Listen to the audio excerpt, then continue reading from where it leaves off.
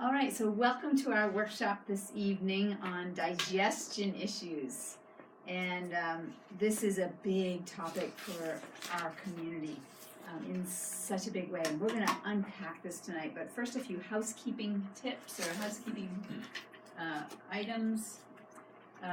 Next month, we'll be doing our workshop on how to master holiday stress. Because we know that we're coming into now the most stressful time of the year. And so we're going to show you the ways that you can minimize that excessive stress that just comes naturally in our culture this time of the year. So that's going to be on Monday, December 10th at 6:30 p.m. And it is a very popular class. So if you are interested, you'll want to get yourself signed up. So I'll pass this around now. Anybody that wants to just get their name right on it can. All right, so digestion issues. There was one practice member that couldn't be here tonight, and she really wanted to share her story because she's been so thrilled with the results that she's gotten. But before she came to Wellspring for her care, she was suffering from a lot of discomfort in her gut, but also a lot of gassiness. And so not only was it uncomfortable, it was really embarrassing for her. Like everywhere she went, she was just so mortified that at any moment she was going to be exposed that she was having digestion problems. Anybody here ever been in that scenario, right? You don't have to raise your hands, but how about any of you out there? Nobody's watching, right? Has that happened to you? Are you concerned about that? And since she got under care, because of the different approaches that we took, we were able to get progress with her that she had not found with anybody else. And so now she doesn't have to live in fear about, what's going to happen at any moment. And as an athlete, her athletic performance is improved as well as a side benefit. So tonight you're going to understand how those kinds of things could actually even be linked, that your athletic performance could improve at the same time that we're helping your digestion improve. How long did that process take her? For her, she started to notice changes within about a month. Okay. And we saw clinically that we were making changes, so she stayed strong with it. And then something kicked in after about a month and a half, and she really started to notice changes. But she had to stick with it. And so she followed the protocols that we were giving her. And then part of our protocol was, let's see what happens now when we change things up. Yeah. And at one point, we changed things up, and she needed to get back to the protocol we were on before. That's what we figured out. So as you may know, digestive issues, they are very unique. So tonight, I can't address all the unique pieces, but I want to give you actionable steps. That's what I want you to leave with. I want to give you broad information that is unique and specific to how I get my best results. And then when I meet with folks one-on-one, we narrow that down, we dial it in. And sometimes it's just being persistent of figuring it out because the body is complex. So we go with the body signals that the body's giving us to help guide us along the way. All right, so tonight we're going to be focusing on the big three that I find most common in the practice, which is this end of the system, where it's the heartburn, the acid reflux GERD, it goes by many names. And then there's the middle, which is the irritable bowel, the IBS, the inflammatory bowel disease, the Crohn's, that kind of thing. Celiac can come into play there, and it kind of has its own category. And then constipation is the other end, right? And sometimes some people have multiple scenarios of those going on all at once. So I want you to understand what I've learned over 35 years in practice of working with digestive issues and how do I get my best results. That's what I want you to leave with. Because I know all of you, if you have digestive issues, you've already been visiting with Dr. Google trying to figure it out, right? And talking with friends and family and everybody you can talk to try to figure it out. So I want to show you tonight what has worked best in my practice. Does that sound good? Mm-hmm. All right, so let's jump in. And first I'd like to acknowledge any people that are guests here tonight that are not in our regular practice. I see a couple of new faces there. So thank you very much for coming. I'm glad you could make it. And for those of you that wanted to invite guests that couldn't make it, again, we're going to have the recording so that those folks can see it too. So the one thing that I know about all of you that are in my practice and those that aren't, if you're here tonight, it's because you're action-oriented. You want to learn, you want to figure things out, and you want to take steps and take action. So that's what I want to deliver for you tonight, is action steps that you can take on the ground as soon as you leave here. And so all digestive issues are symptoms, but we think of them as signals, body signals. And so this is part of a series we have throughout the year where we target a different theme each month that is a different body signal. And the reason that we call it body signals is that on the outside at the top is what's showing, but it's oftentimes a signal or an alarm that there's something more going on underneath. That's why we call it body signals. And so in our culture, what we're trained to do is if a signal comes up, do everything you can to just mask it so you don't feel it, instead of understanding it and getting to the underlying cause of it. So if you're looking to figure out what the cause is, you have to understand the language that your body is speaking. So that's what I want to teach you tonight is I want to teach you how to speak body. The body is speaking to me all day long. I'm watching for the signs and the signals. I want you to understand this, how I understand the body, and then you can take better steps for yourself. So the key thing is, if a body signal is showing up, are you listening to it, or are you just trying to pound it down so you don't feel it anymore? That's really the important thing, because if you listen and respond to it, then your behavior starts to change. And all your outcomes are going to be based on your behavior. And your choices will come from how you're thinking about things. So that's the shift I want to see tonight for all of you is, how are you thinking about these? Are you thinking about it as just something that I just wanted to go away? Okay, pound the drugs. That can sometimes do that, right? Or for some people, even the drugs are not working, right? And so instead, you're looking for what the solution is, and that's what I want to go into tonight. So let's now look at this idea of symptoms. Let's unpack this a little bit so you can see how you can start to learn what it's telling us, because symptoms are going to tell us what direction we're headed.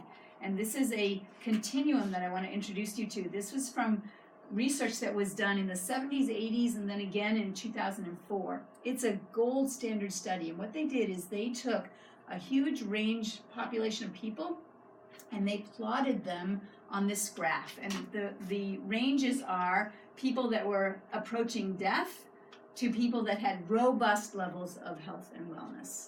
And they found that everybody is going to fall somewhere on this continuum. So everybody in this room also is falling somewhere on this continuum. And here's what they learned from the study. First off, they learned that there was this place right here. There were actually 3 zones that they could identify. The first zone was this zone of the sick zone, the sick zone.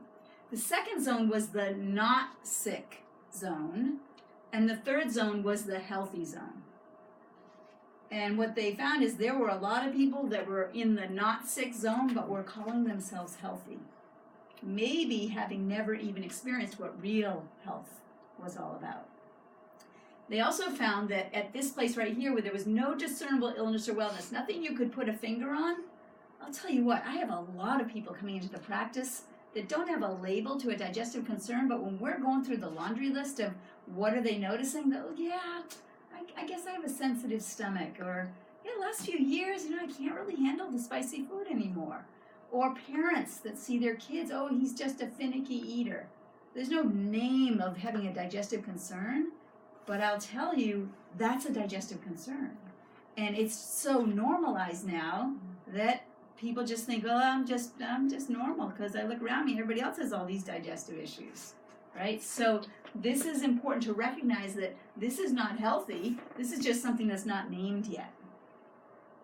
They also found that there was a process that occurred. As somebody moved down the scale, losing more and more function, losing more and more health, signs were the first thing that would show up, and then symptoms would show up. So there's a difference between signs and symptoms. Who knows the difference? Who can take a guess? And who's going to fully engage here tonight? Because this is how you're going to get your best results from this, right? So who would like to guess what actually is the difference between signs and symptoms? What's a sign? Who can guess what a sign is? Anybody? Something is off. Yeah, and it's something that you can measure. A sign is something you can measure, like blood pressure, heart rate. Everybody's wearing their Fitbits, so they can measure all these things that they usually never knew before, right? So that's a sign, but a sign is not necessarily something you feel. A symptom is something you feel. So when something's off and you feel it and you can name it, oh, my leg hurts, or my belly hurts, or I'm gassy, or, just name what all the symptoms are that can show up with digestive issues. When you name the symptom, that's when your functional level is here. But before the symptom shows up, there are going to be signs. That's what they learned from this study. So such useful information, because what if we could actually measure things before they became symptomatic, right? That would be called early detection, right? So the signs show up before the symptoms. Now, if the symptoms, the functional level at the symptom base is not addressed and function deteriorates further, that's when you get disability. That's where you can't fix it anymore. And so in digestive issues, what would that be like? That's like where they're removing parts of your colon, right? Where you can't get that back, right? It's deteriorated so far that that's it. It's gone. That's gone. That function's gone now. That's disability. And you lose enough of those functions and you're heading for early death. Okay, so that's the direction going this way. What about going in this direction? What did they learn from the study? The first thing they learned was awareness was the first step of moving from here where you think you're healthy, you didn't know, no symptoms, I guess I'm okay. Awareness was, wait, I'm not necessarily okay. There might be more to this. And from there, education. So once you became aware, then you had to educate yourself of, wow, what do I need to do differently now? I've got to teach myself this. And then there's growth. And growth is what I call action. So growth is where you're stretching, you're changing things from the way you've been doing it. Not always easy to do. And especially when our culture is actually pushing everybody in this direction, the way it's set up, right? So our culture has engineered it so that we're going to be moving towards dysfunction unless we are educated, aware and educated, and we are making our choices consciously and not just going with the crowd, right? Because on every commercial, you say what the media is, whether it's commercials showing up on my phone, right? Yeah. Right? Commercials showing up on the internet, in your email, like, never mind the radio and TV that we started with, right? All those commercials are telling you how to make your health lifestyle choices. And if that's all you're listening to, good luck, right? Good luck, because we're going to show you how some of those are playing out. So this is the continuum that we want to look at, and my job is to just get people moving in this direction, no matter where they come into the practice, whether they come in right here and they want to get to there, or whether they're down here and want to start moving in that direction. And because our culture has us moving in this direction, pressing and pushing us in that direction, remember, everybody is going to be someplace on this continuum, but the other thing they learned was nobody's standing still. Everybody is moving in one direction or the other. And there's a velocity to the speed that you're moving in one direction or the other. And so oftentimes the first thing I have to do is just slow down the momentum moving in this direction before we can turn the corner. So the example I gave in the beginning, right? It took about a month before we slowed down the momentum and could start to gain momentum going in the other direction. Yeah. Okay. All right. So the reason that this is showing up this way, why people are in trouble in our culture, is again, when we look at this neutral point where they don't feel anything and they're calling that healthy, that's very different from living up here. Very different. And so there's a problem in our culture where we are moving in this direction, and there are different reasons why we have that problem. Anybody here, let me just take a survey here of the room so I know who I'm talking to. How many people here think we have a crisis of health in our country? Healthcare crisis, health crisis. Unanimous. Okay. So why is that happening? Why do we have the crisis that we have? That's what we need. We need to look at the answer to that question, because if we don't, and we keep just doing it the way we've been doing, we're going to keep getting what we've been getting. So we've got a crisis here, and I think one of the reasons is that people are using the wrong definitions to determine how healthy they are. They're calling this health. And I have people that are on medication so they aren't feeling any symptoms, and they say, yeah, I'm feeling pretty good. Yeah, I'm healthy. Or they'll say, yeah, I'm healthy today. A couple of days ago, I wasn't healthy. I was sick. But now today, I'm healthy. So people are basing their definition of health based on how they feel. That's a problem, right? Feeling versus function, right? Because tell me. Actually, I'm gonna show you something that's important here. Feeling versus function. The nervous system is divided into 3 parts. So when we feel something like I touch a hot stove, ow, ooh, ow, right? That's my nervous system feeling it, my sensory nervous system feeling pain. So we have 3 parts of the nervous system. We have the part that feels things, we have the part that's running the muscles, and the part that's running the organs. Right? Those are the 3 parts of the nervous system. Nervous system's controlling everything, sending the messages back and forth from the brain to the cells and back again. The sensory nerves that feel pain make up, in all, 10% of our nervous system's job. So feeling pain is only 10%. So if you've got cramps and your belly hurts, right? That feeling of pain, that's only 10% of the nervous system's jobs. The other 90% is running the muscles and running the organs. And so if you're using how you feel as an indicator of whether you're healthy or not, then you're going to say, gee, I don't have any pain. I feel okay. Or, oh, but yesterday I had pain. I wasn't feeling so good. You see? Okay, so if you're using how you feel to determine how healthy you are, good luck. Really? You tell me. What does cancer feel like? How about heart disease? What does that feel like? Diabetes, what does that feel like? Right? And then we'll have people that say, yeah, my belly was hurting me yesterday, but I feel good today. Oh, I'm healthy today, but I wasn't yesterday. And then tomorrow my belly doesn't feel good again, and now I'm sick again, right? We just have to find a better way than using how we feel. Even something as mundane as a cavity. What does that feel like? By the time you feel any of those things, are you in big trouble or huge trouble? Right? By the time you feel cancer and feel blood pressure problem, right? Do you see that? So we have to look at function rather than feeling if we're going to be determining what our levels of health are.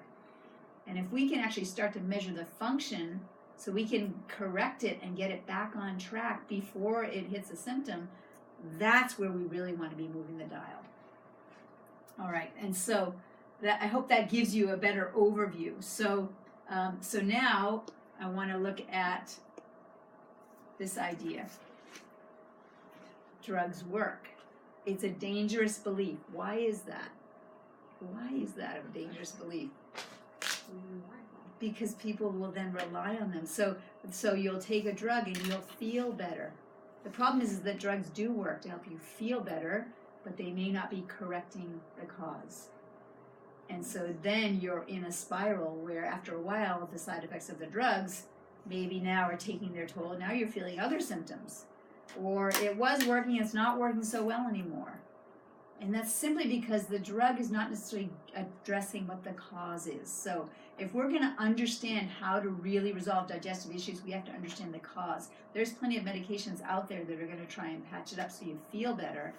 But let's look at what the cause is so we can address that. And as I said, the advertisements, the media is telling you all day long what you need to do to be healthy. So check out this. Okay, you guys recognize this guy? Mm-hmm. Larry the cable guy, right? So he's on this commercial for Prilosec. Anybody know what Prilosec is for? Heartburn, acid reflux, GERD. So this message on this commercial was, take Prilosec before you go to the fair so that you can eat all these terrible foods that will make you feel miserable unless you've taken Prilosec first. And then you can have the best life possible. All right? Does anybody else feel insulted by this? Your intelligence being insulted by this, right? Like, check it out. You can have a happily ever after as long as you take Prilosec. And they want you to take it each day so that you can just prevent those problems. Just take it every day so you can have the best life possible. Okay? But what does the fine print tell us? it's possible. Use it as directed for 14 days to treat frequent heartburn. Do not take for more than 14 days or more often than every 4 months. Do you know how many people I encounter that are just on this for years, every day for years? Nobody told them not to take it. Yeah. Except their doctor. Because I'm not Right, sure their surprising. doctor told them not to take it. No, I mean it's on the drug insert. Well, who's reading those, right? Yeah. Okay, so who knows what the side effects of Prilosec are? Check it out. Headache, abdominal pain, irregular heartbeat. Should I try and read it as fast as they do on the commercials, right? So you don't even hear it, right? Persistent muscle spasms, seizures, diarrhea. Wait, diarrhea, that's a digestive complaint, right? Abdominal or stomach pain or cramping. Wait, that's a digestive complaint that is caused as a side effect. Fever, blood or mucus in your stool, rash, itchiness, swelling, especially of the face, tongue, and throat. That sounds like an allergic reaction to me.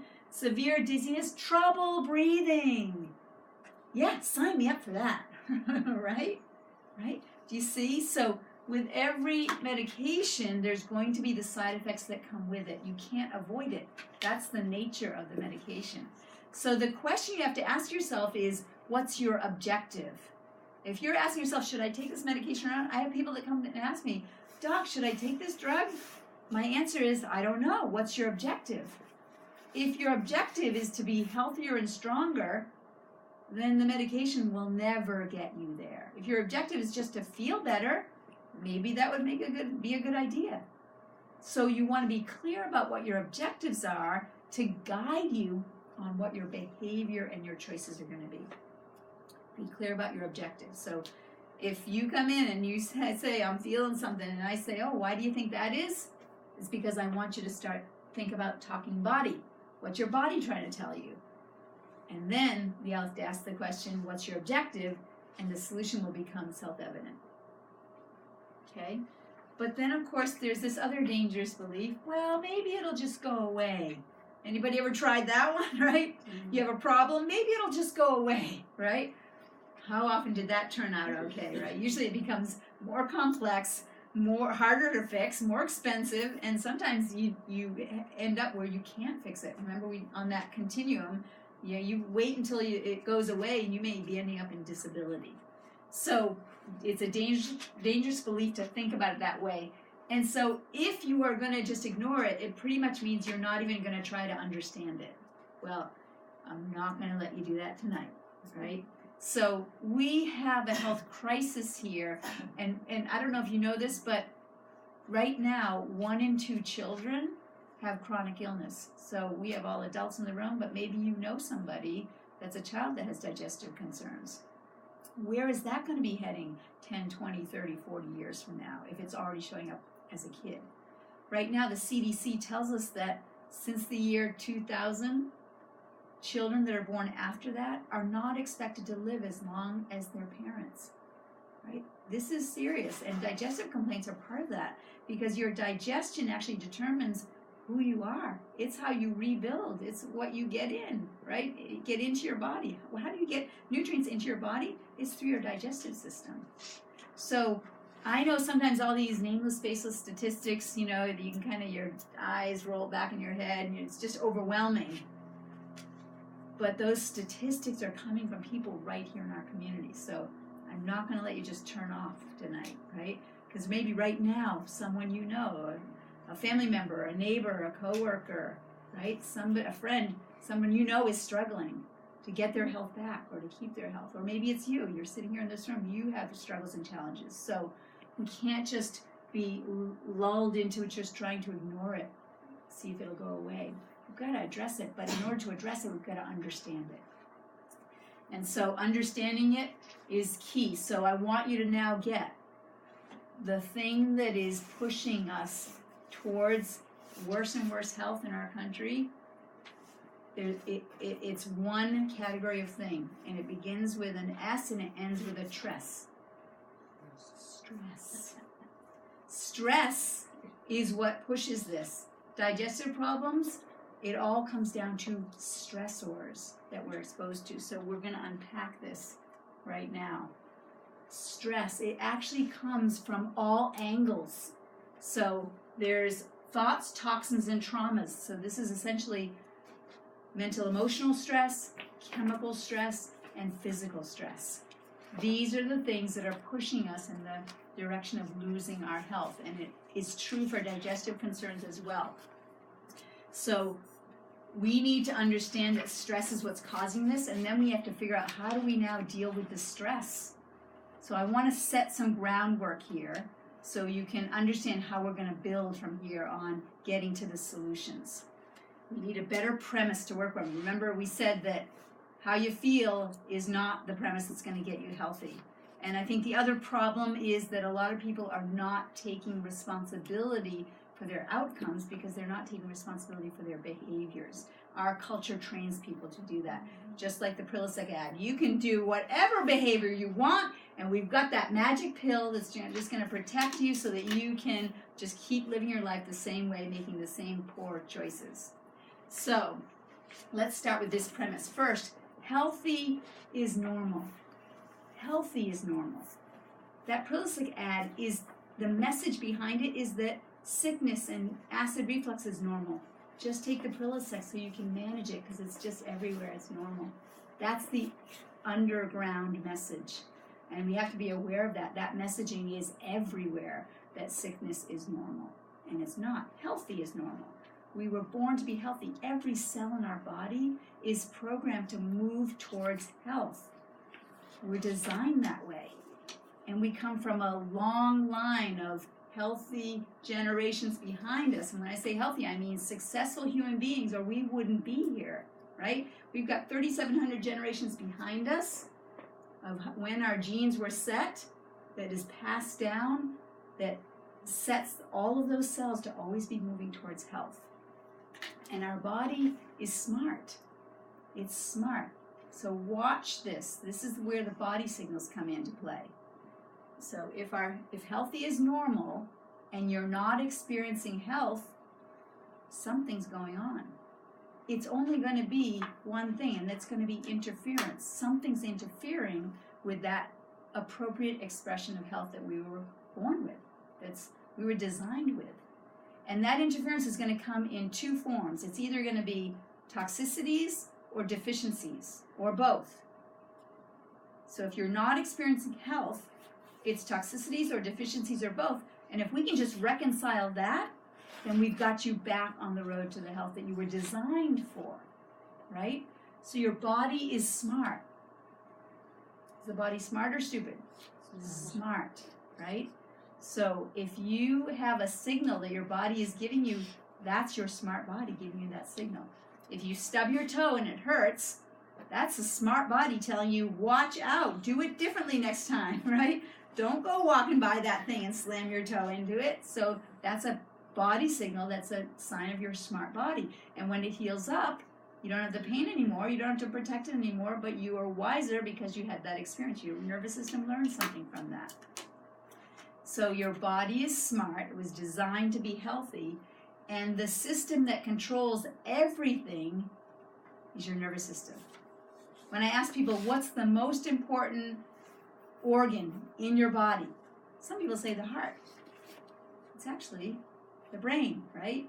Like they're doing heart transplants, but I haven't heard of any brain transplants yet, right? Although I can think of some candidates, right? Right? So the brain is the most important organ. It's designed to control everything else, and it sends the messages down the spinal cord out through the nerve roots to go to every part of your body. The brain's at the top, sending the messages down the spinal cord, out through the nerve roots to go to every part of the body. As long as the messages get from the brain to the cells and back again without interference, you get to be healthy. But if there's something interfering with it, remember we said that, toxins or deficiencies, if there's something interfering with it, we're going to start to lose function and lose health.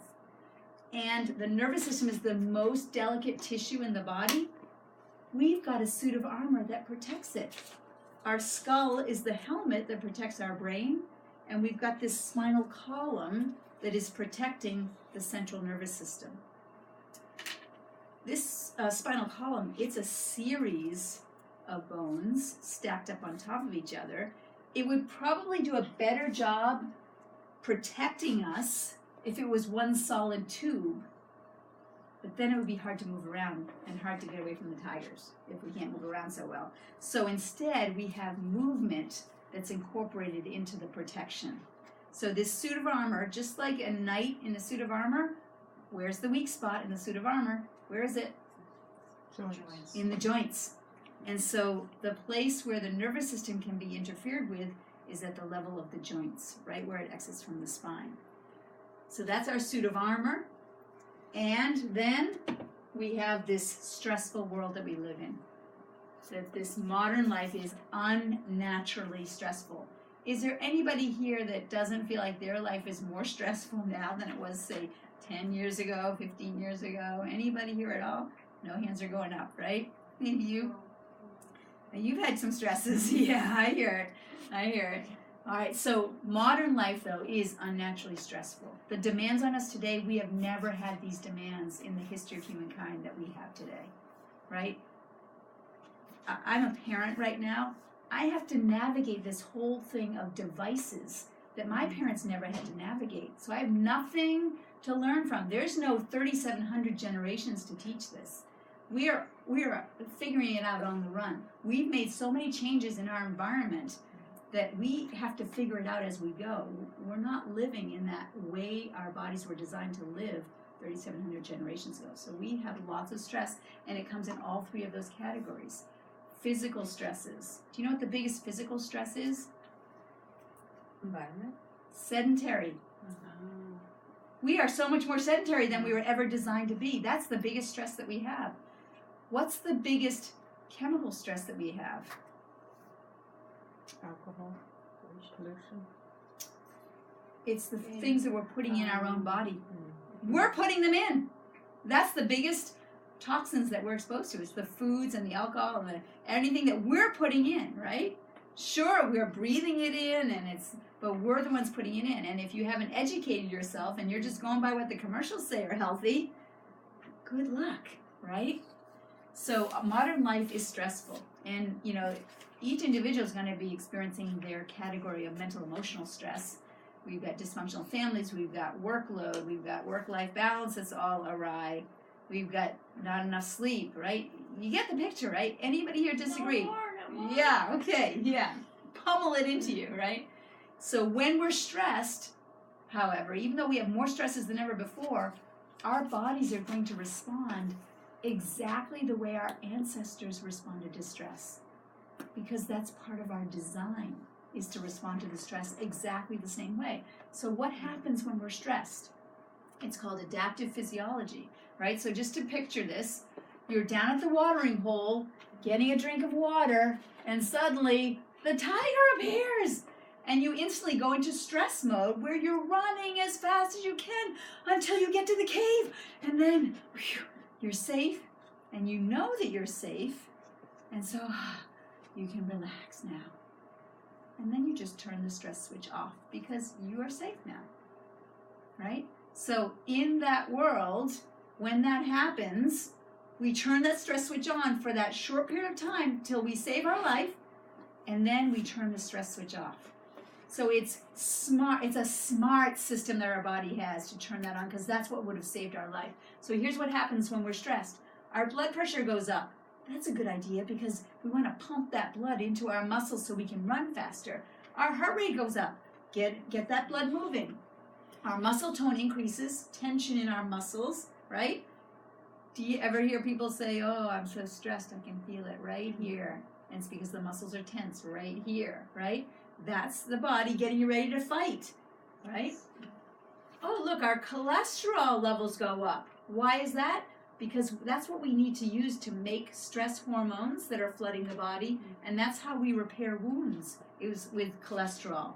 That's what we can create the scabs and the patches with if we get wounded by that tiger. Our clotting factors go up again to be ready to repair the wounds. Fear and anxiety go up because, there's a tiger chasing you. That's appropriate. Our insulin sensitivity is downregulated. So it means that more sugar can go into our blood, and that's a good idea because that sugar is the fuel that we're going to use as we're pumping those muscles, right? It's fast energy. The blood sugar goes up. Our immune response will actually be downregulated because the immune system will compete with how much energy it uses with all the other systems. And so the nervous system turns off the immune system when we're stressed because it takes too much energy in that moment. We'll need that immune system to heal up from wounds later, and so we'll turn it back on when we're out of danger. But if we're in danger, all the resources are going to survive the next minute. And the immune system doesn't help you survive the next minute. Running helps you survive the next minute. Sex drive is going to be downregulated. Yeah, not a good time to be making babies when there's a tiger chasing you. Our serotonin levels will go down. Not a good time to sleep if the tiger's chasing you. And so our sleep cycles will be interrupted as well. And digestion is going to slow or stop. Anybody ever had that experience of stress and you can just feel your stomach churning away, right? The first thing that can happen with digestion in stress mode is it might actually increase activity to get everything out fast, right? Right? That we have that proverbial metaphor in our culture of in your pants, right? Yeah, right? Because you're so stressed out, right? So empty the digestive system as fast as you can, and then just stop it from happening. Just stop that digestive system because that takes too many resources. Right now is not the time to be eating lunch. Right now is when you're going to be eaten as lunch. So run, shut off your own digestive system. So digestive system will slow down and stop. Now, it's the perfect response if you have an acute stressor. The tiger shows up. Perfect, ideal response, able to save your life. But we were never meant to have this as a chronic stressor. This is where it becomes deadly, this response. So across the board, when I encounter people that have digestive issues, there's some sort of stress response that's been happening, and it's been happening ongoing, and we have to reconcile that. And so I want to show you the ways that we do that. Because if you do have a stress response, what system is in charge of regulating your stress response? What system is it? Brain. Yeah, it's your nervous system that's in charge of that. And I'm going to go into Neurology 102 with you here. I want you to just see that there's two parts of the nervous system. So the sympathetic part of the nervous system is fight or flight. That's the part that gets turned on. If you think of driving the car, you've got forward and you've got reverse in the car. The sympathetic is moving forward, going fast, moving forward. Parasympathetic is going in reverse. That's rest, repair, digestion, reproduction. Now, when you're in your car, can you be in reverse and drive at the same time?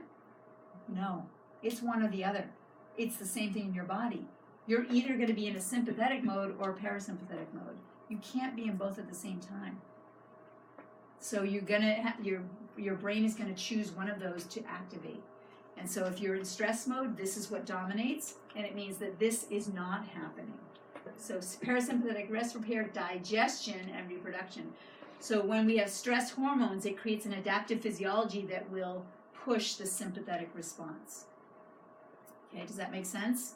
All right, and so looking at this chart of the nervous system here, the brain is sending the messages down the spinal cord, out through the peripheral nervous system to get to all the organ systems. So we have three systems: a central nervous system, peripheral nervous system, and organs systems. And so we have the sympathetic nervous system that exits all through this part of the spine, and the parasympathetic that comes out right from the very top of the spine and the bottom of the spine. But you can see the range of this parasympathetic, it actually impacts every organ. It just comes down from here. So every tissue in your body is regulated by both. It's like a yin-yang, foot on the gas, foot on the brake, right? It's yin-yang. And so that will be determined by the nervous system perceiving your environment. Is it safe to digest food right now? Good, let's ramp that up. We're going to chew it. All right? And so think about the whole digestive process here as well. Now, this nervous system, as it comes through the spine, it's kind of like a circuit breaker. Because remember, we talked about the spine is protecting that central nervous system. And so as the nerves exit, those nerves are going to different organs. Just like in your house, the fuses are going to certain rooms in the house, right? So if you went home tonight and all of the lights and all the appliances, the clocks, everything was not working in a certain room, would you go in and check the light bulbs and try to figure out what was going on in that room, or what would you do? You go right to the basement to the power source, right, and see if a breaker is tripped, right? So that's what we want to do, is we want to look at this fuse box here to see if there's anything interfering with the flow of messages to that organ system. And so I'm going to show you tonight which nerves go with which digestive issue and what I find commonly in the practice. Now, when we have a short circuit in the nervous system, we call that a subluxation, a vertebral subluxation. And so I want to show you that. So if the vertebrae misalign and it puts pressure on the nervous system, you can see how it could affect the nerves. So can you guys see that? Mm-hmm. If we misalign the vertebrae, you can see how it's affecting the nervous system, right? So when you have a subluxation, either from getting the spine jarred or from bad habits, we're going to go into that too. Posture is a big one. Everybody sit up, right? Sit up. If we have that joint misalignment happening, that creates soft tissue damage right around the nerve, and that inflammation then starts to create irritation in the nerves.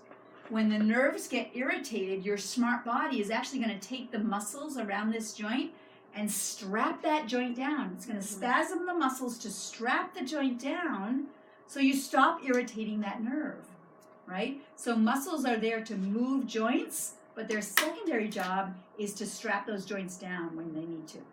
So the muscles will spasm, that's your smart body spasming, and that will, over time, if it persists, it stops the pumping of the disc, which is there to keep as a spacer, to keep this hole the right size for the nerve to come through.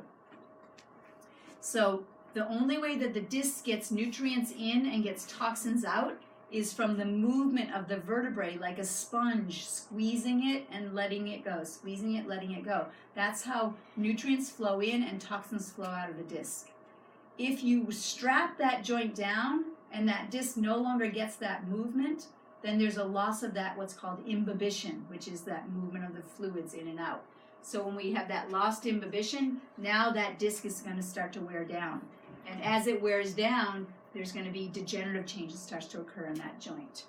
And so when we have a fixation of the joint where it's not moving anymore, now the nerves that have been tracking the movement of this joint, those nerves have been tracking healthy motion, and now there's no longer healthy motion there, and the nerves now start to send signaling up to the brain that is a stress response.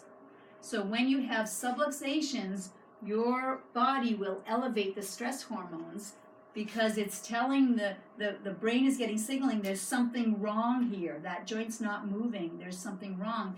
And you'll go into a global stress response from that signaling going up to the brain. Key information. And you can have these subluxations with no pain at all. They can be silent, just like a cavity. So you could have subluxations interfering with the flow of messages to your digestive organs and increasing the stress response in your body and never even feel it. All you feel is the discomfort in your belly. And nobody's looking at the circuit breaker or the fact that there's a stress response happening in your body. So what is it that causes the subluxations? Again, it's the jarring. Sure, we have car accidents and sports injuries, slips and falls. Winter, I already have people coming in that have already slipped on their snow already this year, right? So we have those kinds of traumas, but then we have the bad habits that keep promoting those subluxation patterns. And those bad habits, they start to accumulate. So those bad habits, the most common bad habit that affects digestive concerns, because it affects the spine, is posture. And when we have these ongoing subluxations that don't go away and they keep maintaining that stress response, and that causes that stress response causes the digestion to slow down and stop, what's going to happen if digestion at the end of your digestive system is slowing or stopping? What's that called? It's called constipation. Chronic constipation is related to that stress response, but it's also related to what's happening in the nervous system. So think about this whole digestive process. It's all about tone. It's about muscle tone. So when you think of, when I flex a muscle, that's the tone of that muscle. Your digestive system is actually a tube of muscle, a smooth muscle. So chewing involves the muscles. Swallowing, that's a voluntary action. But as soon as you swallow, it goes all into involuntary muscle contractions all the way through your digestive system, all the way out. And then we have voluntary control at the other end, so we can defecate at convenient times, right? So we've got control at the very beginning and the very end that's voluntary, but all the rest of that is still muscle tone. It's muscle movement, but it's involuntary. Now, a lot of you know that if you have a subluxation that is going to the muscle in the arm, you can get weakness in the tone of that muscle because of that. If you lose grip strength, it could be coming from your neck. So just because there's a nerve coming from the neck affecting the voluntary muscle doesn't mean it is not going to affect the involuntary muscles. It's still a matter of tone.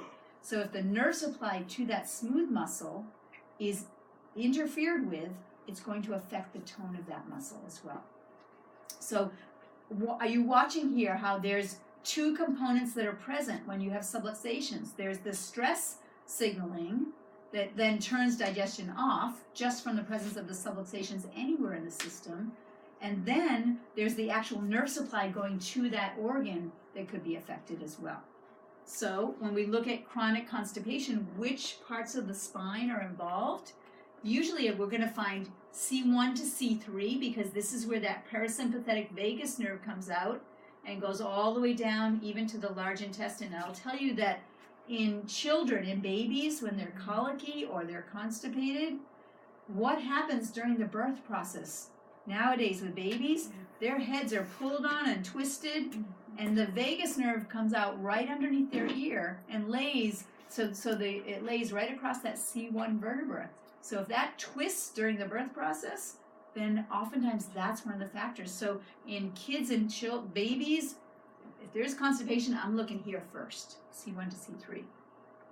The next place we would look is this L1, L2 area right here, again, because that's that direct supply down to the bowels.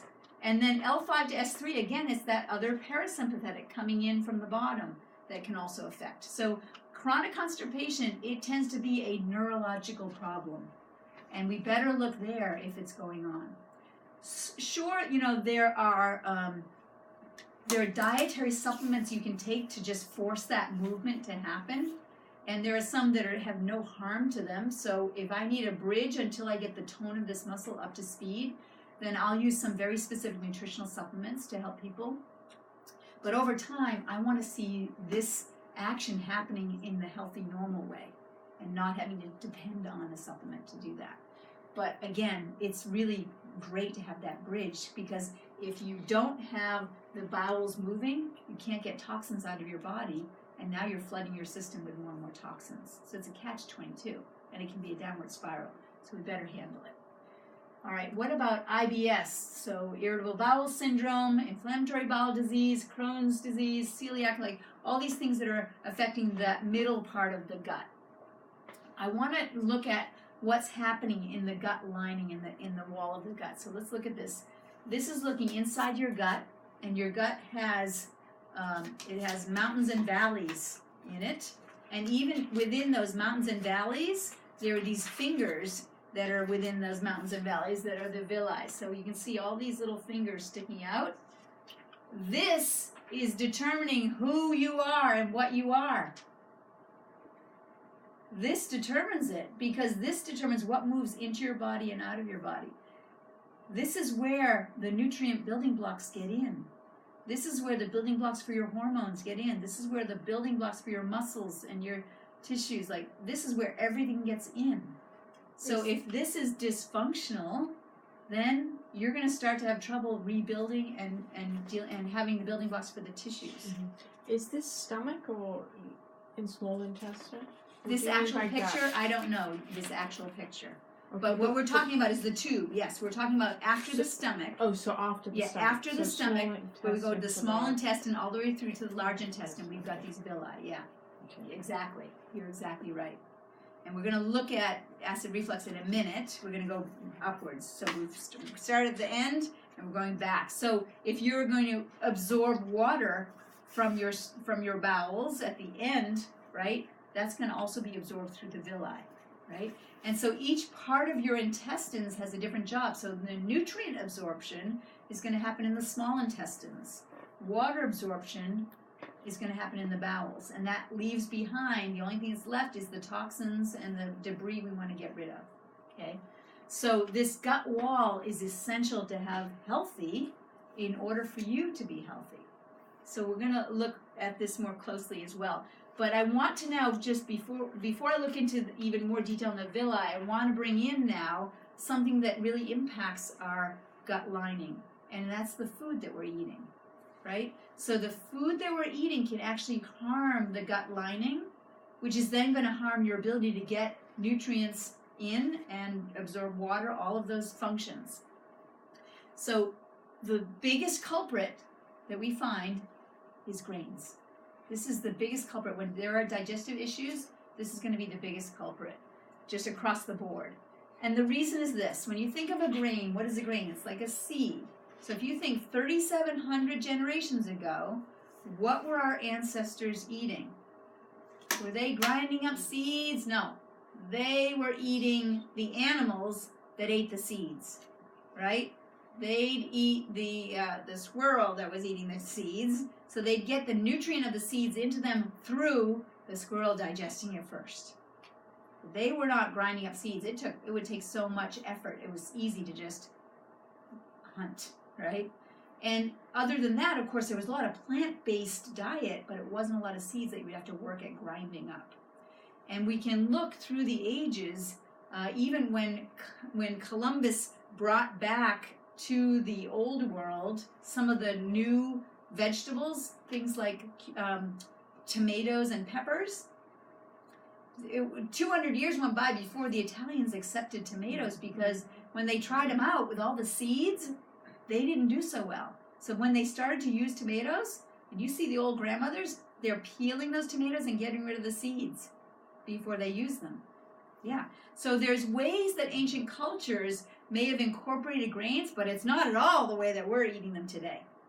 And the reason that grains are trouble is they are acidic to our body. They don't have a lot of nutrient density the way, you go and kill an animal and eat that. That's a lot of nutrient density. They have a very high glycemic index, so they're going to spike our blood sugar. And they have the irritant properties, so they actually contain anti-nutrients. Grains contain anti-nutrients, such as phytates, so phytic acid. So this is the way that a seed, actually when the seed drops into the ground, there's all kinds of things that are going to want to eat it or destroy it, fungus.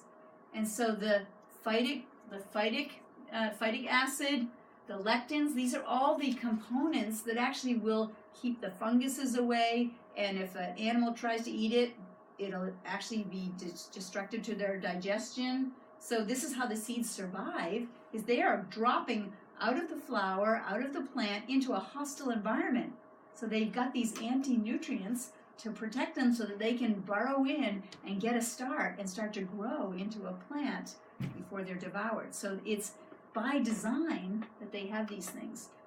And so the glutens in the wheat, the rye, the barley, all of these toxins and irritants are what then start to harm the gut.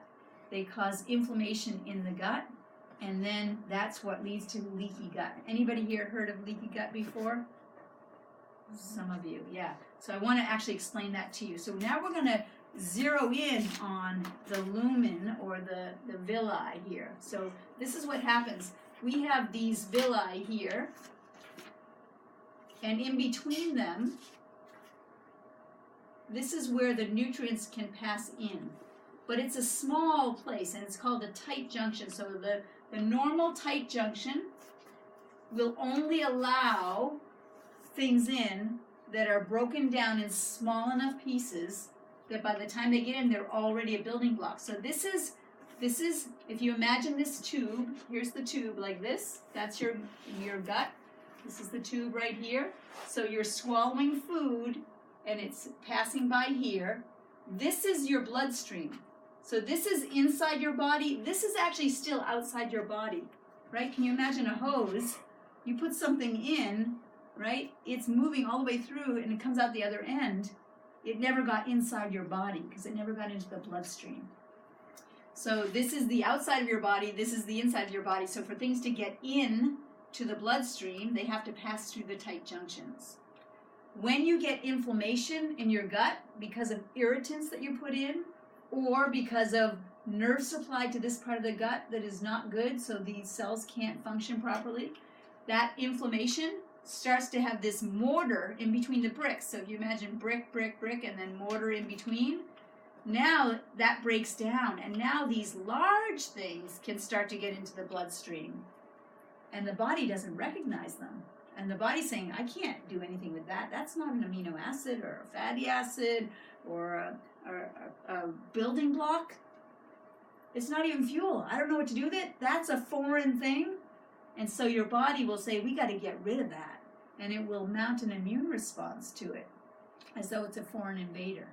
So when large proteins go in that aren't digested down into the small building blocks, the amino acids, then we're going to then mount an immune response to that as if it's a foreign invader.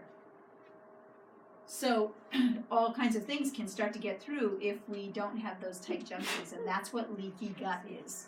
That's what leaky gut is when things can get in that shouldn't be getting in.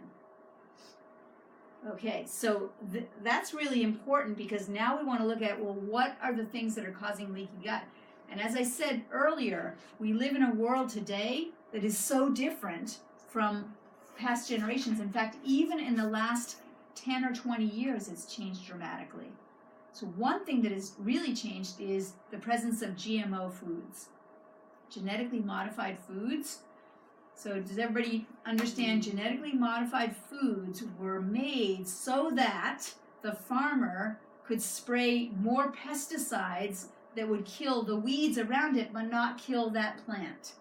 So otherwise the pesticide would have killed the plant. So they genetically modified that plant so that it could withstand the pesticides. Roundup is a glyphosate, right? Does that ring a bell to people? Okay, so glyphosate destroys tight junctions. That's one of the things it does. In fact, the glyphosate, as a pesticide, if an insect eats the glyphosate, it will tear up its digestive system. That's BT, Bacillus thuringiensis. Glyphosate does not. Oh my gosh, we've got this expert right here in the room. I forgot, Tracy. Like, this is the thing that you know the most of. That's Bacillus thuringiensis, which is the other form of GMO, which is the insect-tolerant GMOs. Yeah. So the fact remains is that we have these pesticides that are designed to kill things, and then we're eating them. Mm-hmm. How can we even think that it's not going to harm us?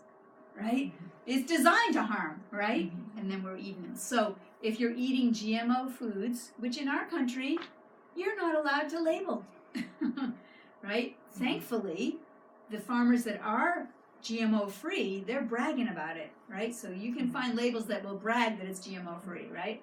So, but if it is a GMO organism, you can assume it's going to come with the pesticide. And glyphosate is one of the things that destroys the tight junctions.